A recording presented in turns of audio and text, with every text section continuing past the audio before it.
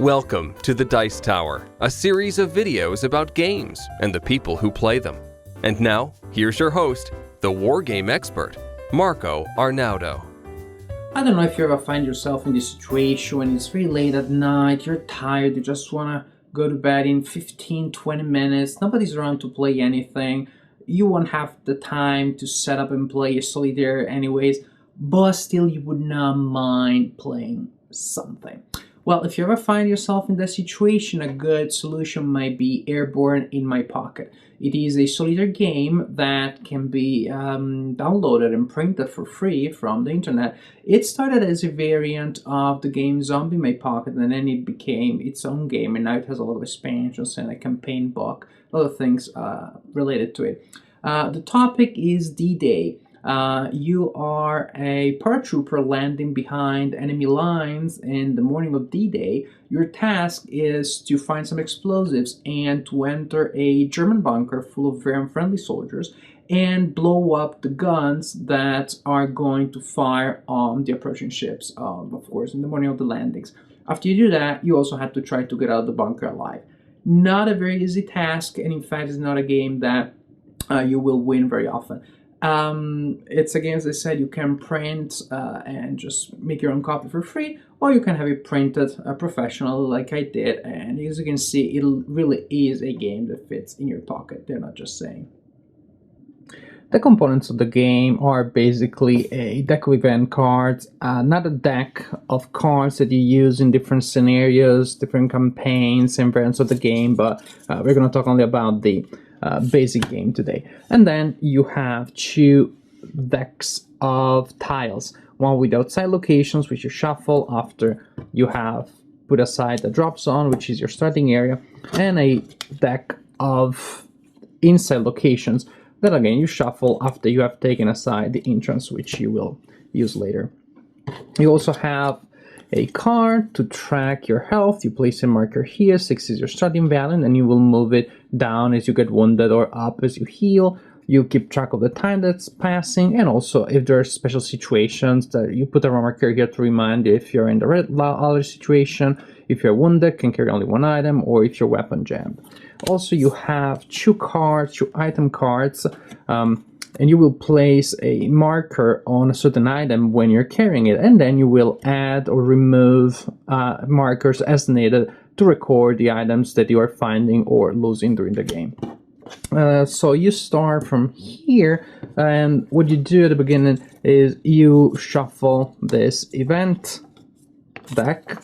That's shuffling much better than what I just did. Then you take two cards and you put them aside. You're not going to use them, so each time you don't know exactly what cards are in here. Then you have to place your marker here, which can be a toy soldier, a generic marker. Somehow I find it funny to use some completely silly figurine. And what are we going to use today, for example, is a cow on a boat. So you place your heroic cow there, and then you decide where you want to move in one of the directions allowed by the tile. You draw the tile and you place it wherever you want, as long as it's legal. And several tiles will have special events. Whether or not they have an event printed on, when you move on a tile, you draw an event card and you resolve the event that applies to the area where you are. Outside, inside, or after you blow the enemy guns, you will have to use the red alert section of the cards. In this case, LA planes fly over your head. Very atmospheric, but nothing happens really. So I just decided I want to move here. I draw another location. I place it there. Move, draw another card, see what happens here. There are special circumstances related to the things printed on the card, and I just keep moving. What I'm trying to do here is I'm looking for, well, for example, here I get the supply truck and I get in a blind alley, and I have to go and look somewhere else. What I'm looking for is this card here, the ammo dump, where I will find the explosive that we'll use to blow up those guns. So you can see the card says resolve extra event to obtain explosives. So first I'll resolve the card just to get there, and I'll have to resolve another one which represents what happens while I'm looking for those explosives. Now I found them. I keep moving because the next thing that I'm looking for is the bunker door. Here we go. And let's move things a little bit here. Now I found the bunker door. Yay! And I move, I draw a card. The next thing that I do, I can finally enter here. So I place the entrance of the bunker and just keep moving and drawing, following the same rules. Just now I have to use that other section of the deck, of the cards. Of course, I'm not looking for the card that I want to show you. And you go and move around in the bunker, where of course things are more violent because there are more German soldiers there, until you find the gun control room. When you find the gun control room and you have the explosives, then what you do is you again draw an extra card to represent what's happening while you're placing the explosives, and if you survive that, then you enter the red alert phase, and where people are really mad at you. And what you need to do is to run out of the bunker. In the basic game, you win if you blow up the guns and then reach the exit of the bunker. In the advanced game, you have to go all the way back to your drop zone. And so you just move, draw cards, draw some extra cards for some extra actions. Another case where you draw a card is when you're given the option of looking for an item, and if you decide to do so, you flip a card and you look at the item at the bottom of the card. Each card has one, as you can see, and you just place a marker on those cards I showed you to indicate that you have that item now. Another way in which you can use a card is when you decide to heal. So you just rest for a turn, nothing happens, you just get a card and put it aside. You don't even need to resolve it, and just by doing that you recover some health. Now this is very important because this deck here is not only your event card deck, but it's also your countdown clock. In fact, well, when you exhaust the deck, then you shuffle it again, take you aside, and go through this other deck, into the deck again. Problem is, you're allowed to go through the deck only 3 times. Only 3. If you use the deck 3 times and you haven't completed the mission, you haven't blown up the guns and made it out of the bunker, then you lose the game, just because you weren't able to complete your mission in time.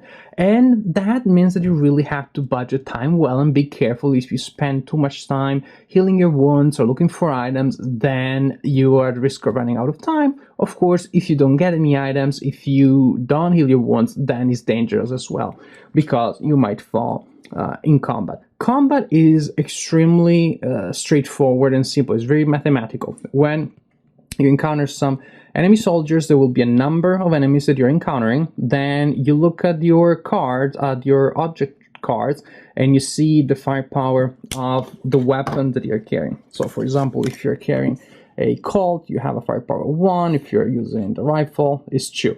Then what you do is you subtract the power of your weapon from the number of soldiers. For example, I have the rifle, I encountered 5 SS soldiers. 5 minus 2 is 3, and I lose 3 points. It is that simple, nothing else, just lose 3 points.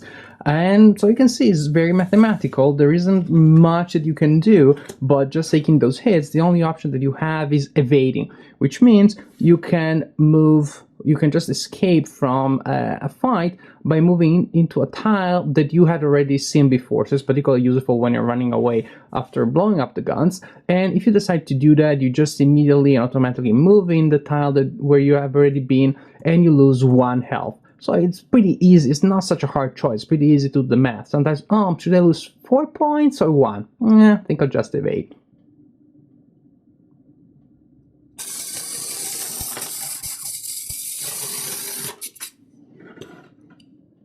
Clearly the game is as light as they come. There aren't many choices you can make, and those choices are very often pretty obvious. Should I lose 4 points or 1? I'll go for 1. But 99% of the game is really the cards that you get and the tiles that you draw, and you have no control over those. You can just choose how many you deal with. This being said, the game is surprisingly entertaining. If you're in that state of mind of games you would like to play when you have 15 minutes before going to bed, etc., etc., then this does gets the job done. because you just sit back and relax and see the game develop in front of your eyes without much work on your part. This type of game might not win international awards, might not get so much recognition, but again, if you are in the mood for that type of game, this is a fun one. Also, it has a lot of expansions. There's a campaign book of over 70 pages, so different games that you can create with these components, and you can find it for free online. Other expansions equally free unless you want to have them printed the way I do. It can be fun. It can be fun, and also again, it's completely for free, so you can't really go too wrong with that. Tune into our next show for more Top 10 gaming goodness, or check out our website at www.thedicetower.com for more reviews and Top 10 lists. Until next time, I'm Eric Summerer, and you've been watching The Dice Tower.